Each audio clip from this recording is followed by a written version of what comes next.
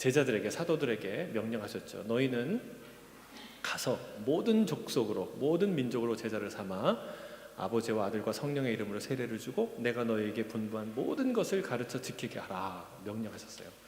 그래서 제자들이 그 복음 들고 명령 따라서 가서 복음을 전했어요. 그 복음 듣고 또 다른 제자들이, 또 다른 사람들이 믿고 제자가 되었습니다. 그들이 또 복음을 가지고 또 다른 곳에 가서 다른 이들에게 그 복음을 전하고 또 전했어요. 그래서 수많은 사람들이 복음을 믿고, 그리고 그런 연쇄작용을 통해서 저와 여러분에게 그 복음이 온 줄로 믿습니다. 여러분, 그 복음 믿고 주 예수 그리스도의 제자가 되셨습니까? 아니에요? 갑자기 아멘이 주셔서요. 여러분 예수님의 제자이십니까?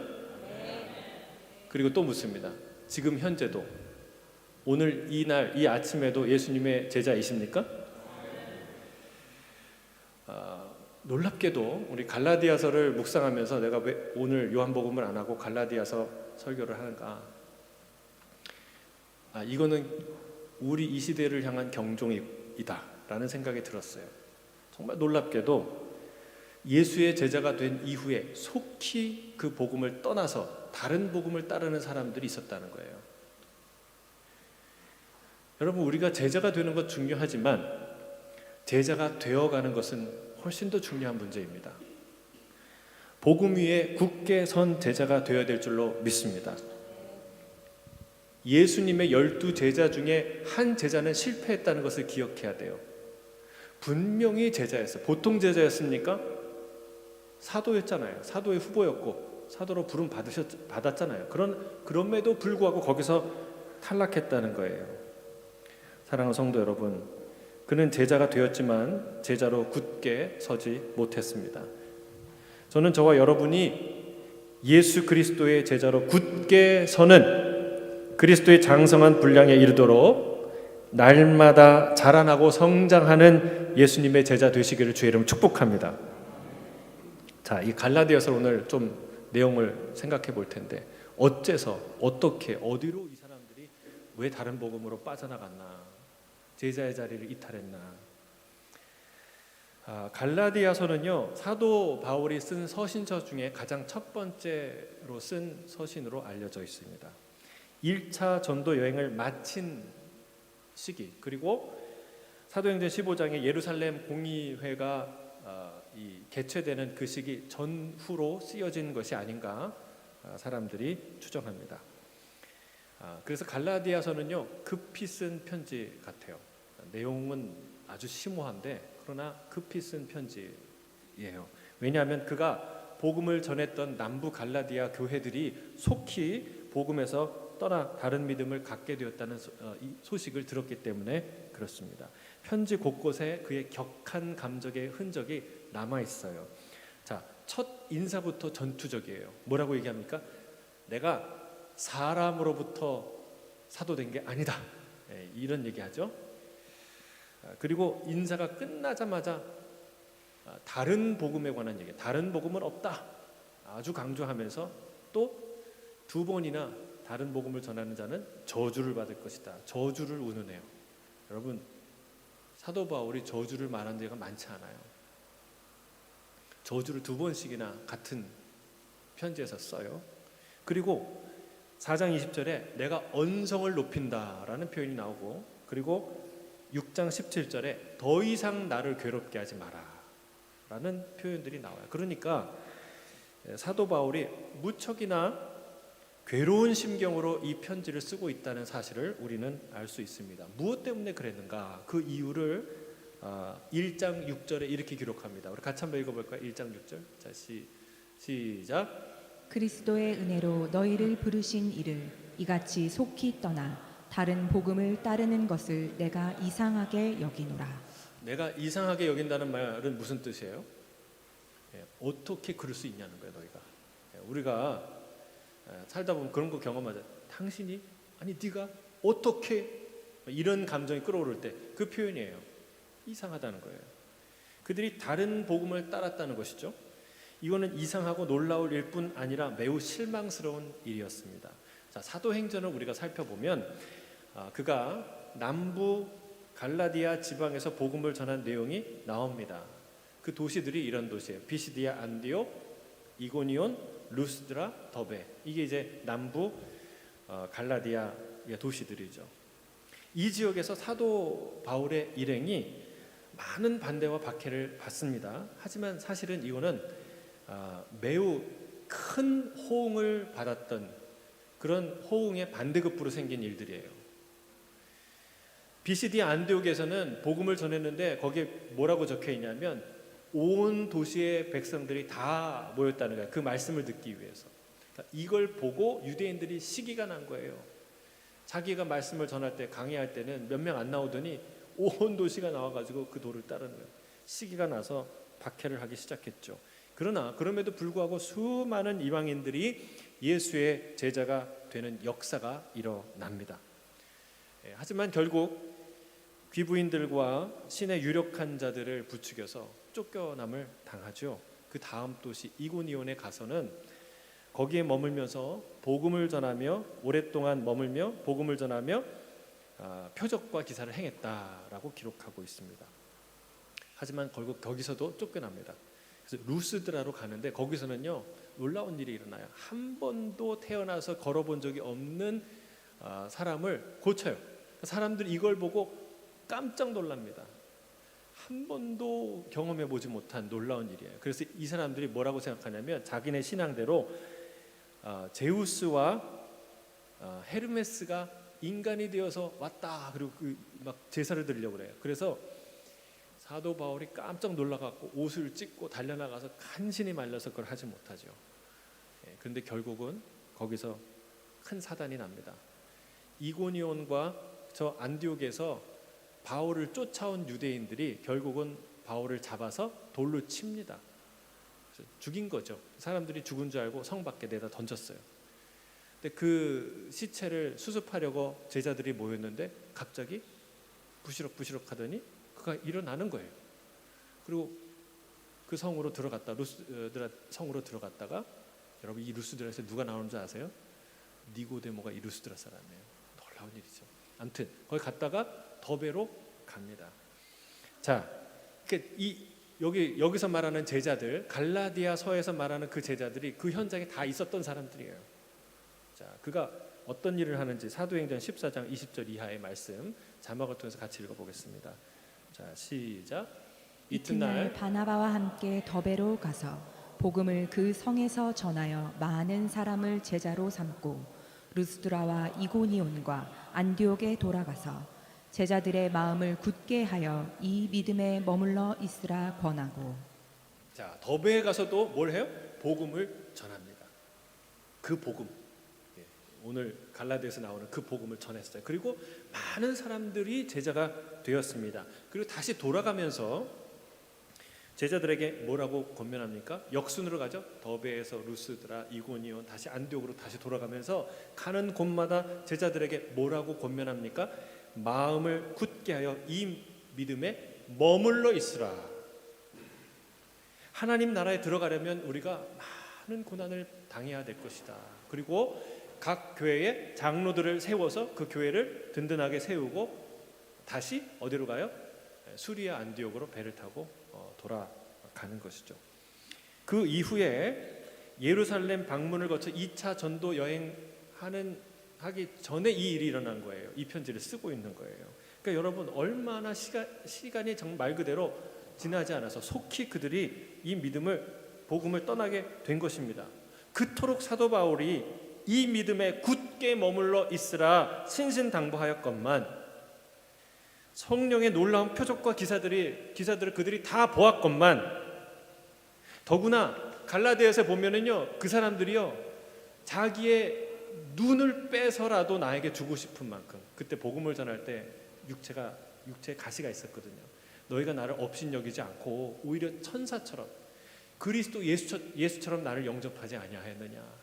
너희가 할 수만 있다면 너희 눈을 빼서라도 나에게 주고 싶었던 그런 성도들, 형제들 아니었냐라고 말하잖아요. 그랬던 형제들이 어떻게 해요? 어떻게 이렇게 쉽게 복음을 떠나게 되었다는 말입니까?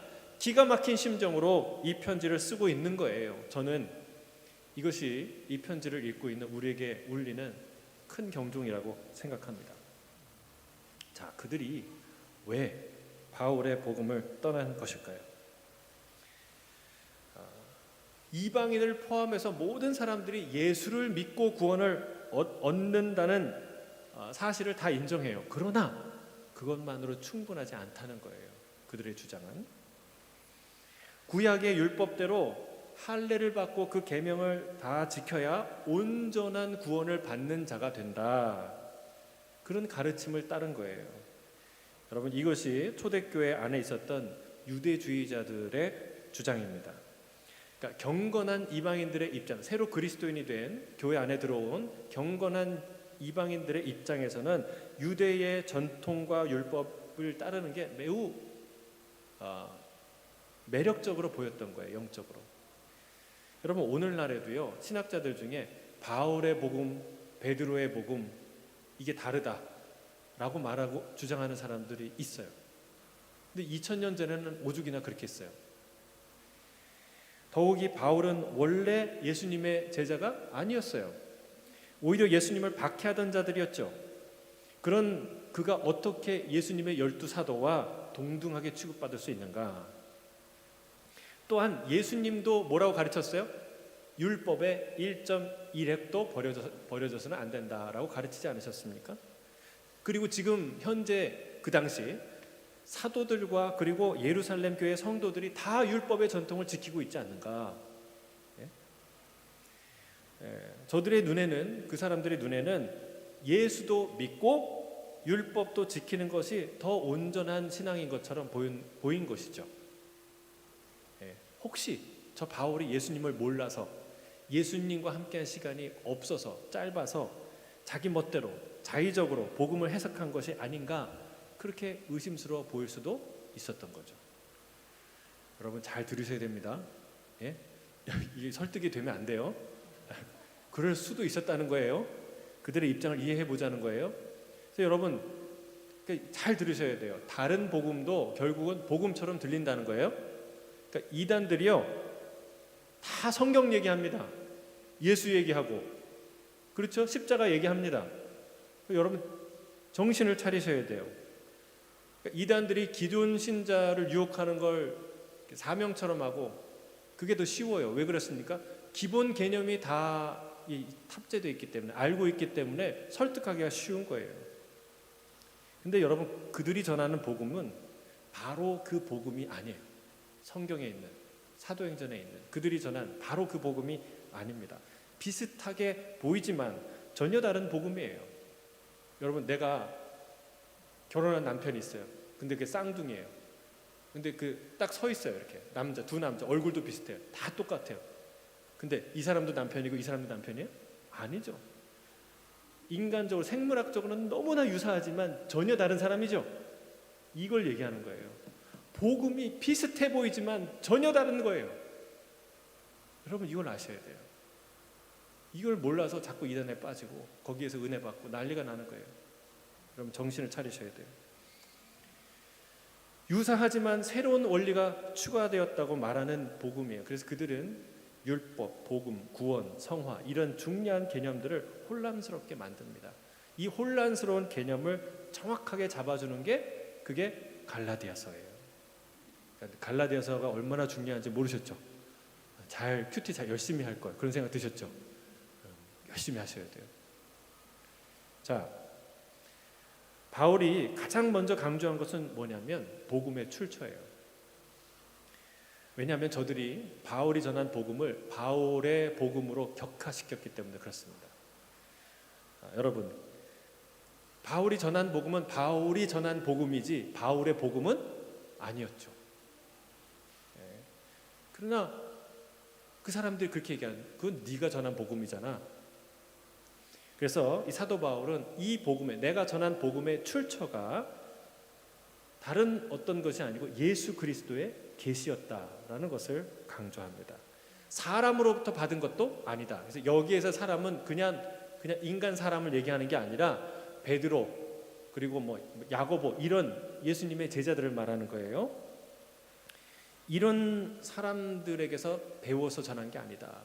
물론 베드로의 복음과 바울의 복음이 다를 리가 없겠죠. 같은 복음이었겠죠.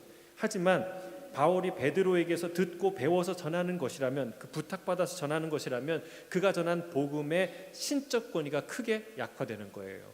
그리고 사람들이 저 바울이 자의적으로 해석한 복음이구나 라고 말할 수 있는 여지가 생기는 거예요. 그러니까 그걸 원천봉쇄하는 거죠. 이거는 누구의 복음이라고요? 예수 그리스도의 계시로 말미암은 복음이다라는 것을 쐐기를 받는 거예요. 실제로 그랬기 때문에 분명하게 강조합니다. 또 베드로의 복음과 바울의 복음이 다르다라고 말하는 논리에 대해서도 이렇게 실례를 들어서 그 논리를 논박합니다. 그러니까 베드로가 수리아 안디옥에 왔을 때 그는 유대인임에도 불구하고 이방인들을 서슴없이 만나고 스스럼 없이 만나고 같이 교제하고 식사했어요. 그래서 돼야 안 돼요? 유대인들의 율법에 따라서 안 되죠. 큰일 나는 거예요. 근데 이미 그랬어요. 여러분, 베드로는 이미 고넬료의 사건을 통해 환상을 봤잖아요. 그렇죠? 주의 음성을 들었잖아요. 그는 아는 거예요. 이방인들에게도 복음이 전해지는구나. 성령이 임하는구나. 그러니까 교제를 하고 있었어요. 근데 문제는 언제예요? 예루살렘의 성도들이, 유대인들이 왔을 때 그걸 보고 슬며시 피하는 거죠. 문제가 될까 봐. 여러분, 우리 인생에 이런 데 참 많아요. 옳지는 않지만 슬쩍 그냥 지나가고 싶고 눈 감고 싶은 때 얼마나 많아요. 근데 사도 바울이 참 성도들을 사랑하는 목사예요. 여러분, 목회적으로 베드로의 관계가 중요합니까? 성도 한 사람과의 관계가 중요합니까? 둘 다 중요하죠. 근데 베드로와 척을 지는 한이 있어도 이 얘기는 해야 된다는 거예요. 왜? 성도들이 잘못된 신앙을, 잘못된 가르침을 붙들고 살 수 있을까 봐 사도 바울에게 베드로에게 용감하게 얘기하는 거예요. 네가 유대인이면서 유대인답지 않게 이미 행동하고 있는데, 아니 예수를 믿어 그리스도인이 된 이방인에게 마치 유대인처럼 살아야 되는 것처럼, 예수를 믿어도 율법을 지켜야 되는 것처럼 그렇게 행동하는 게 옳으냐라고 따지는 거예요. 참. 갈라디아서 2장 14절 우리 우리말 성경을 한번 읽어볼까요? 자, 시작. 나는 그들이 복음의 진리대로 바르게 행하지 않는 것을 보고 모든 사람 앞에서 게바에게 이렇게 말했습니다. 당신은 유대 사람으로서 유대 사람처럼 살지 않고 이방 사람처럼 살면서 어떻게 이방 사람에게 유대 사람처럼 살라고 강요합니까? 그렇죠? 이 사건을 왜 얘기하는 거예요? 누구한테 얘기하는 거예요? 지금 갈라디아, 유대주의에 기울어진 그 갈라디아 사람한테 얘기하는 거예요. 베드로가 믿는 복음과 내가 믿는 복음이 다른 게 아니다. 그렇죠? 이 사건을 통해서 얘기하는 거예요. 또 친교의 악수를 나누었다는 사실을 언급함으로써 베드로뿐만이 아니라 예루살렘 교회의 담임 목사였던 주의 형제 야고보와 그리고 그 교회의 유력한 자들도 이미 이방인에게 율법의 의무를 지우지 않아도 된다는 그 사실에 다 동의하고 있었다는 사실을 강조합니다. 무슨 얘기예요? 베드로의 복음과 바울의 복음이, 예루살렘의 복음과 안디옥의 복음이 다르지 않다라는 것을 얘기하는 거예요. 자, 그 이후에 사도 바울이 두 번째로 힘줘서 강조한 사실이 있어요. 그건 뭐냐면 율법과 복음의 올바른 관계입니다. 많은 성도들이 이거 헷갈려요. 여러분, 제가 짧게 얘기하지만 중요한 핵심을 갈라디아서 얘기하니까 잘 들으셔야 돼요. 이걸 모르니까 다른 복음으로 가는 거예요. 자, 초대교회 안에 두 파가 있었습니다. 하나는 율법을 중시하는 유대주의자들, 율법도 지켜야 된다 주장하는 사람, 또는 아니다, 예수 그리스도의 복음으로 우리는 믿음으로만 구원 얻는다는 주의파들이 있어요. 자, 놀랍게도 두 양측 다 복음과 율법을 중시합니다. 그러니까 유대주의자들이 예수를 통해서 구원을 얻는다는 사실을 부인하지 않아요. 그걸 인정해요. 또 반대로 복음파가 율법은 쓸데없다, 다 폐기해야 된다, 율법 무용론이나 율법 폐기론자들이 아니었어요. 그런데도 불구하고 사도 바울은요, 유대주의자들을 향해서, 율법주의자들을 향해서 뭐라고 얘기합니까? 가만히 들어온 거짓 형제들이라고 단언합니다. 거짓 교사라고 말하고, 그들이 전한 복음을 다른 복음이라고 규정하고, 그리고 그 복음을 전하는 자들은 저주를 받을 것이라고 단언합니다. 어떻게 이렇게 강도 높게 확실하게 얘기할까요? 여러분, 이 차이가 어디서 나옵니까? 핵심은 율법의 위치와 기능이에요. 그러니까 결론부터 말을 할게요. 여러분, 이런 얘기 길게 들으면 졸리시니까, 헷갈리시니까 여러분, 결론부터 얘기하면 그렇습니다. 율법은 구원의 도구가 아니라 성화의 도구다. 자, 따라하겠습니다. 시작. 율법은 구원의 도구가 아닌 성화의 도구입니다. 그러니까 구원은 철저히 예수 그리스도를 믿는 믿음으로 얻어지는 하나님의 은혜라는 거예요. 그렇죠? 그러니까 문제가 어디서 발생해요? 저들이 율법을 지키는 행위를 구원의 조건으로 삼기 때문에 그렇습니다. 이거는 복음을 심각하게 훼손하는 일이 됩니다. 바울의 말대로 율법을 지키는 행위가 일부라도, 아주 조금이라도 구원의 조건에 들어오기 시작하면 예수 그리스도의 십자가를 헛되게 만드는 거예요. 자, 예수님이 99.9% 이 사죄의 구원의 은총을 완성하시고 0.01% 너가 율법을 행함으로 구원을 얻는다. 그러면 여러분 어떻게 되는 거예요? 그 0.01% 때문에 여러분 청산가리가요 몇 그램인 줄 아세요? 치사량이 0.00 몇 그램이에요. 0.01% 때문에 예수 그리스도의 구원이 완성되지 않는 거예요. 십자가의 그 모든 사역이 다 헛거로 돌아가는 참 어처구니 없는 일이 일어나는 거예요. 그래서 사도 바울은 우리가 의롭게 되는 원리를 아주 명확하게 말합니다. 여러분 정신 똑바로 차리고 들으셔야 돼요. 자, 갈라디아서 2장 16절 시작. 사람이 의롭게 되는 것은 율법의 행위로 말미암음이 아니요 오직 예수 그리스도를 믿음으로 말미암는 줄 알므로 우리도 그리스도 예수를 만나니 율법의 행위로서는 의롭다 함을 얻을 육체가 없느니라. 왜 자꾸 율법을 조건 삼느냐? 사람들이 이 생명을 속량하는 값이 얼마나 큰지 몰라서 그래요. 시편 49편에 아주 정확히 그걸 얘기하고 있어요. 뭐라고 얘기합니까? 생명에 속량하는 값이 너무 엄청나서 누구도 영원히 마련하지 못할 정도라고 정확하게 이렇게 나와 있어요. 한 생명을 구원하는 그 값이 엄청나게 커서 감히 아무도 조금도 그것을 갚을 수가 없다는 거예요. 천천의 순양이나 만만의 강물 같은 기름도 우리의 허물을 다 씻어낼 수 없다는 것입니다. 그래서 이 온 우주에 가장 고귀하고 유일무이하고 그리고 완전한 그 어떤 재물이 아니고서는 그 누구도 우리의 죄를 속량할 수가 없다는 거예요. 그래서 세상을 창조하신 그 창조주 하나님의 아들 독생자의 그 생명, 그분의 피값이 아니고서는 우리의 죄를 속량할 다른 길이 없다. 여러분, 우리가요 한 달 전기료는 낼 수 있어요. 뭐 전기료 폭탄 막 맞았다, 막 울상 뭐 그런 얘기를 하지만 그래 돈 낼 수 있어요. 그렇죠? 없어요? 그리고 돈이 좀 많은 사람은 발전소 하나 세우지, 발전소를 세울 수 있어요. 그런데 이 세상에 존재하는 그 누구도 돈 주고 저 위에 떠 있는 태양은 살 수 없어요. 너무나 엄청난 것이기에 값없이 누리는 거예요.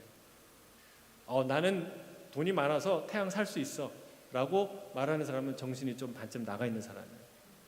현실 감각이 없는 어린애와 같은 사람이에요. 어리석은 사람이에요. 여러분, 구원은 이와 같다는 것이죠. 여러분, 그 태양은 어떻게 누려요? 돈 주고 누리는 게 아니에요.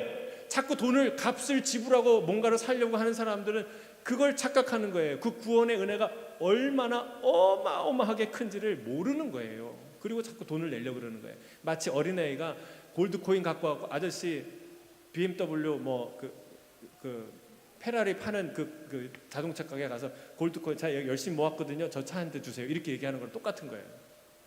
얼마나 어리석은 일이냐. 여러분, 저 태양을 어떻게 누려요? 값없이. 그러나 다 누리는 건 아니에요. 누가 누릴 수 있어요? 문을 열고 나가야, 창문을 커튼을 젖히고 햇볕을 쬐야, 그래야 누릴 수 있는 거예요. 하나님의 한량없는 은혜도 마찬가지입니다. 오직 예수 그리스도를 구주로 영접하는 자만이, 누구나 그렇게 영접하는 자는 값없이 누리는 은혜라는 거예요. 그래서 바로 여기서 구원은 오직 그리스도를 믿음으로만 얻을 수 있다는 이 사실에서 유대주의자들의 주장이 무참히 박살나는 것이죠. 자, 그러면 구원받았으면 율법과 행위의 문제는 자유한가요? 없어지나요? 완전히 다 사라지는 건가요? 아무렇게나 살아도 되나요? 그러면 안 되죠. 그럼 구원파에 빠지는 거예요. 그러면 하나님의 복음을, 주의 복음을 값싼 복음으로 만드는 거예요. 하나님 뜻이 아니죠. 야고보에서 분명히 뭐라고 얘기하냐면, 영혼이 없는 육체가 죽은 것처럼 행함이 없는 믿음은 죽은 믿음이다 라고 말하고 있어요. 그래서 야고보서를 반드시 읽으셔야 돼요. 근데 그 야고보서를 읽으면 정말 내가 구원받은 사람 맞나 이런 생각이 들 정도예요. 여러분, 구원은 율법의 행위가 아니라 오직 믿음으로부터 얻는다고 했는데, 그러고 나서 또 이제 뭐라고 얘기하는 거예요? 그런데 행위가 없으면 그 믿음이 진정한 믿음이 아니다 라고 말하는 거예요. 헷갈리지 않으세요? 뭐 헷갈리는 것조차 모르시겠어요? 그렇잖아요. 제가 한번 다시 말씀드릴게요.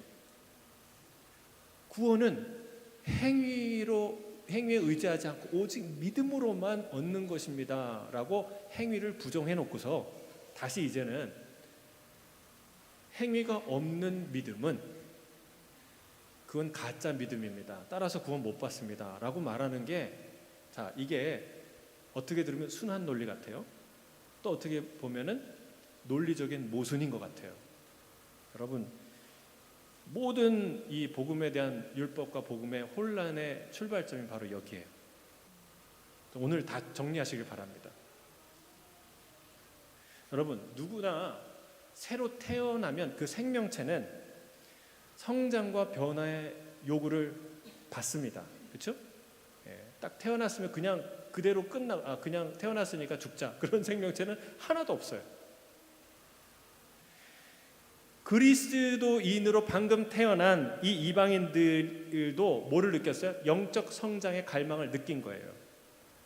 바로 그때 유대주의자들이 나타난 것이죠.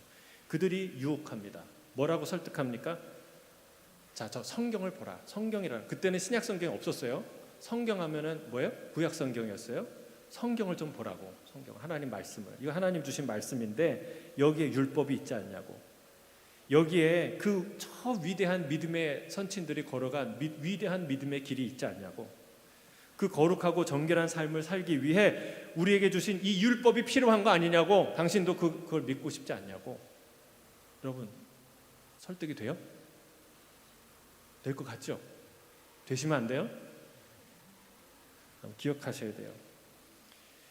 야고보서가 말하는 이 행위는 저 율법주의자들이 주장하는 것과 같이 구원의 조건으로서의 행위를 말하는 것이 아니라는 거예요.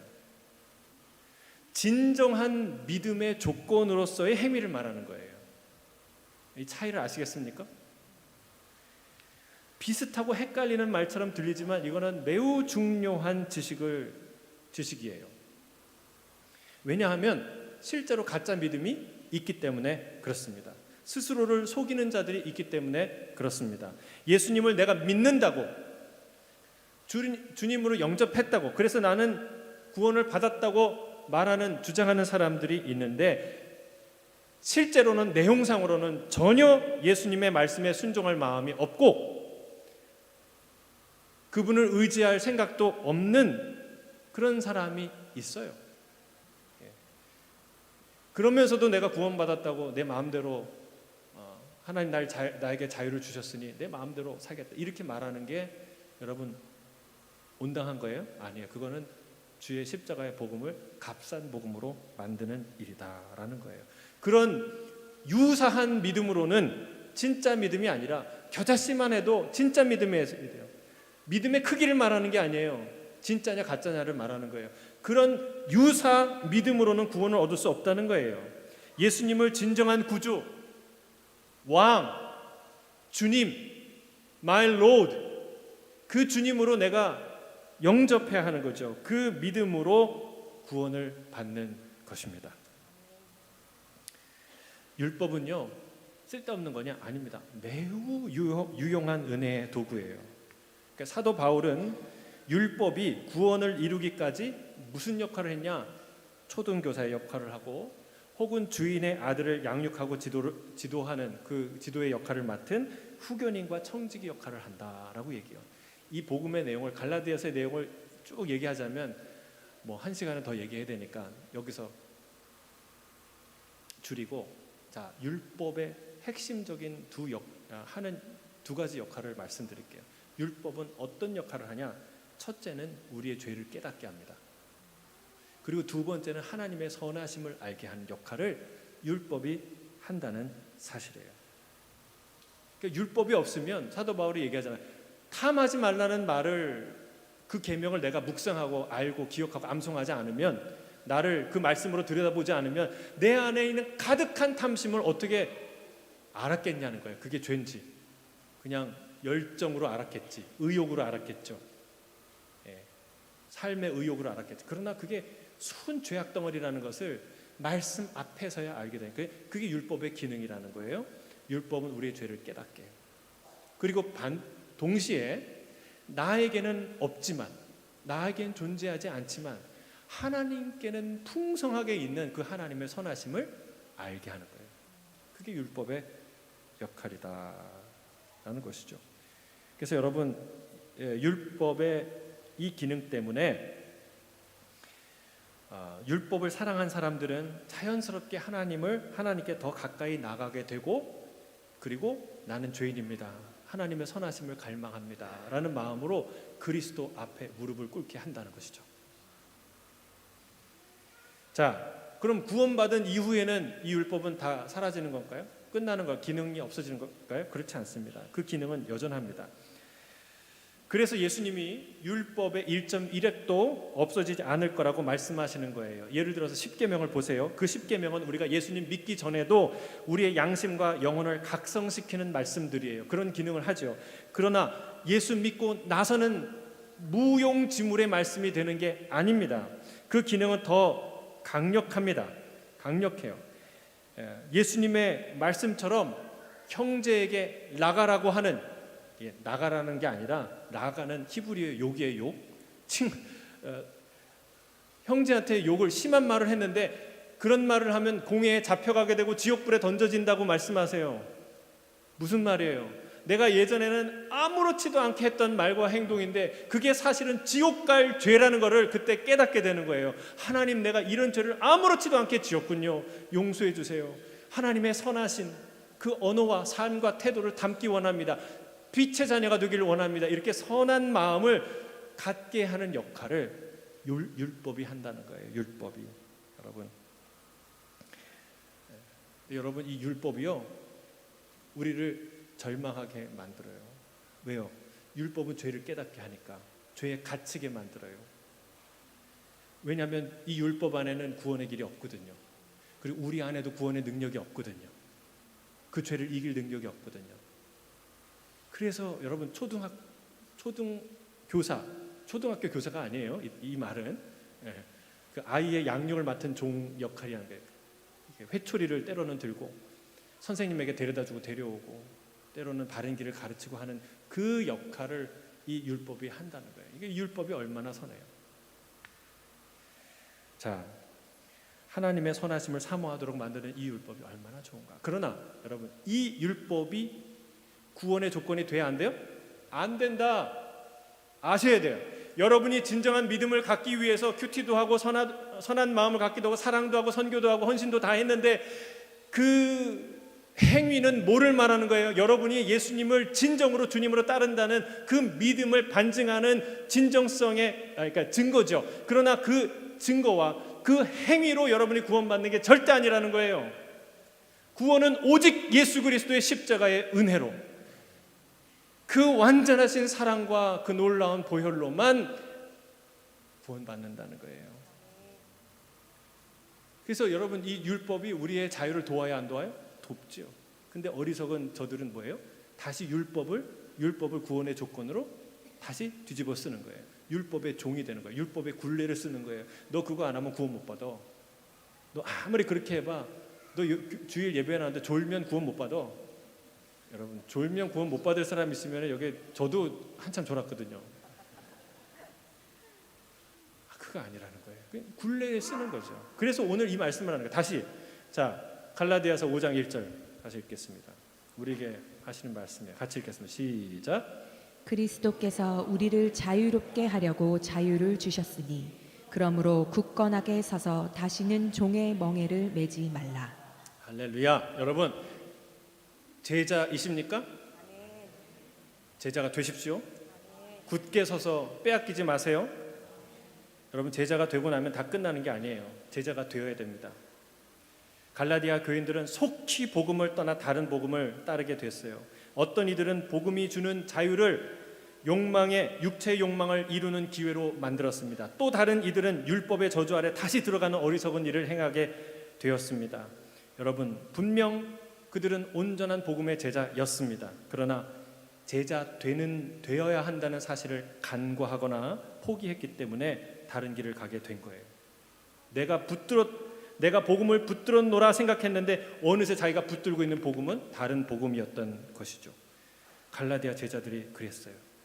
다른 복음을 진짜 복음이라고 주장하며 우기며 살았던 거예요. 생각할수록 아찔한 이야기입니다. 사랑하는 성도 여러분, 아이를 낳으면 아빠가 되죠. 그렇죠? 아빠라고 불려요. 그러나 진짜 아빠로 완성된 거예요? 아니요. 아빠가 되어가야 돼요. 육아의 과정을 통해서 값을 치러야 진정한 아빠가 되는 것입니다. 그걸 포기하는 사람은 진정한 아빠로 성장하거나 존재할 수 없게 되는 거예요. 신앙도 이와 같다는 거예요. 주 예수를 믿어 주님의 제자가 되지만 그것은 시작에 불과하다는 거예요. 부단히 제자가 되어 가야 할 줄로 믿습니다. 그것을 영적 성장 혹은 제자의 길, 성화라고 말하는 거예요. 그건 너무나 멋진 일이에요. 할렐루야. 너무나 멋진 일이에요. 저는 2025년은 우리 예수 따라가는 교회에 본격적으로 제자 양육이 시작되는 해가 되기를 주의 이름으로 축복합니다. 더 크게 아멘하세요. 저는 2025년이 예수 따라가는 교회 제자 양육의 원년이 되기를 주의 이름으로 선포합니다. 모두 다 성도들은 양육을 받거나 양육을 하시는 사람이 되시기를 바랍니다. 이거를 우리 예전에 그 하목사님께서 뭐라고 얘기하냐면 배우거나 가르치거나 하라. 근데 성도들이 이런 마음은 제가 이런 얘기를 하면 거부감이 들 수도 있어요. 내가 교회 다닌 거 몇 년인데 이제 초신자처럼 또 무슨 일대를 배운다는 거냐. 여러분, 좀 멀리 보시길 바랍니다. 사랑하는 성도 여러분, 멀리 보세요. 우리의 목적은 뭐예요?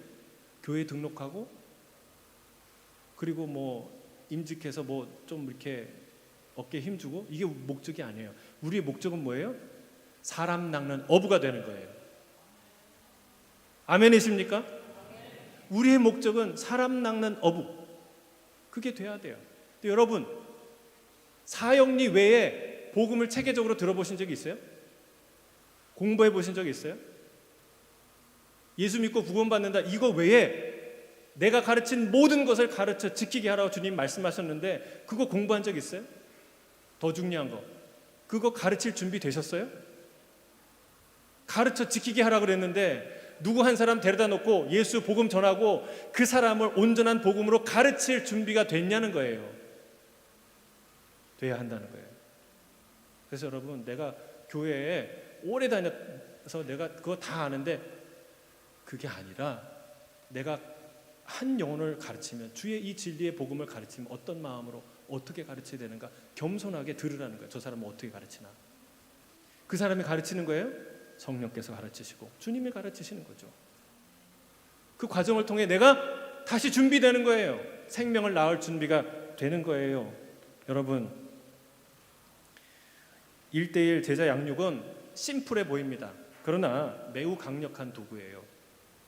저는 실제로 거대한 그 큰 대형 교회에 있으면서 여러 가지 시련과 안팎으로 어려움들이 그 교회에 찾아왔죠. 그러나 꾸준히 흔들리지 않고 성장하는 비결이 바로 여기 있다는 것을 제가 직접 지켜보게 되었습니다.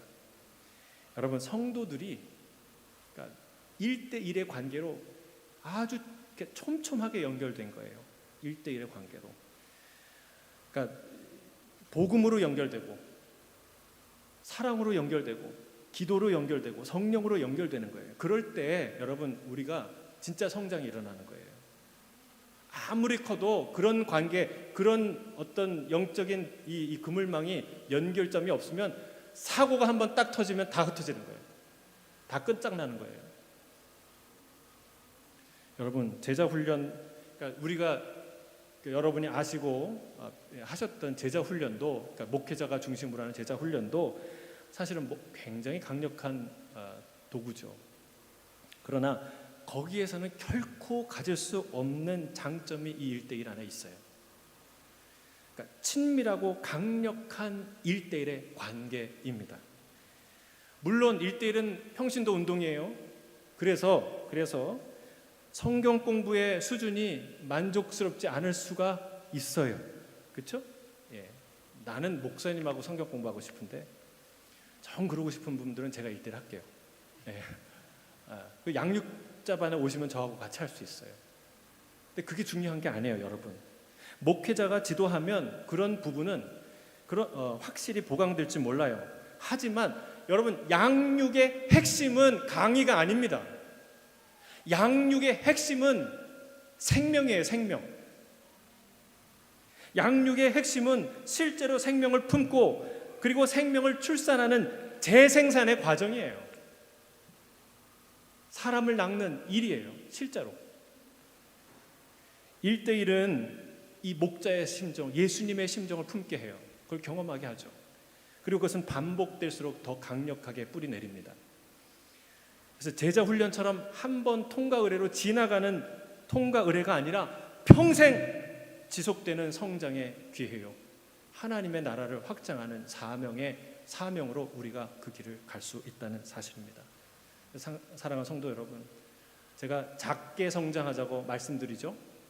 자, 따라하겠습니다. 작게 성장합시다. 어감이 별로 좋지 않아요. 네. 그런데 거기는 중요한 뜻이 있어요. 조금만 성장하자는 뜻 아니에요. 작은 교회로 쪼그라들자는 말 절대 아닙니다. 우리가 세계, 선교, 부흥 이런 것들을 말하지만 이런 거창한 이야기만 해서는 안 된다는 거예요.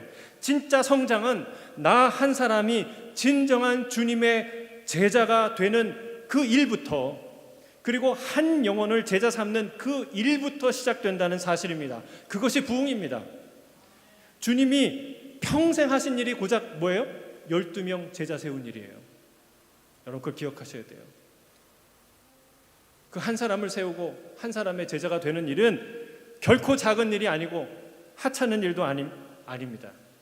나를 바꾸고 세상을 바꾸고 교회를 바꾸고 하나님의 나라를 세우는 놀랍고 위대한 일인 줄로 믿습니다. 말씀을 정리합니다. 다른 복음의 유혹이 넘치는 세상 속에서 주님 주신 자유를 굳게 붙들고 다시는 종의 멍에를 지지 않는 복음 위에 굳게 선 예수님의 제자가 되시고 제자 삼는 성도 되시기를 주의 이름으로 축복합니다.